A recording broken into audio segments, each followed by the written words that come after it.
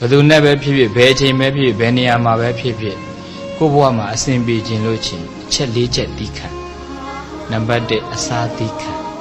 နံပါတ်2စကားသီးခံနံပါတ်3ပုဂ္ဂိုလ်သီးခံနံပါတ်4နေရာသီးခံဒီအချက်၄ချက်ကိုသာလေနေရာတိုင်းမှာအချိန်တိုင်းမှာလေ့ကျင့်နိုင်မယ်ဆိုရင်ဘယ်သူနဲ့ဖြစ်ဖြစ်အစဉ်ပြေတယ်ဘယ်နေရာမှာပဲစစ်စစ်အစဉ်ပြေတယ်ဘယ်အချိန်ပဲဖြစ်ဖြစ်အစဉ်ပြေတယ်အစာသီးခံရမယ်စကားသီးခံရမယ်နေရာသီးခံရမယ်ပုဂ္ဂိုလ်သီးခံရမယ်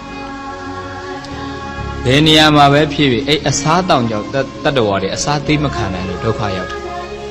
ကိုစားကျင်တာလေးမစားရလို့ကိုမစားကျင်တာလေးစားရလို့အဲ့တော့အစားအသောက်ဆိုတဲ့သဘောကလည်းပဲကိုရတာကိုစားကျင်တဲ့စိတ်ရှိလို့သာလင်စားလိုက်ရတယ်ဘလောက်ပဲကောင်းတဲ့အစားအသောက်ပဲဖြစ်ဘလောက်ပဲအရသာရှိတဲ့အစားအသောက်ပဲဖြစ်ပြိတ္တိဖိုက်ပြည့်ဘာရ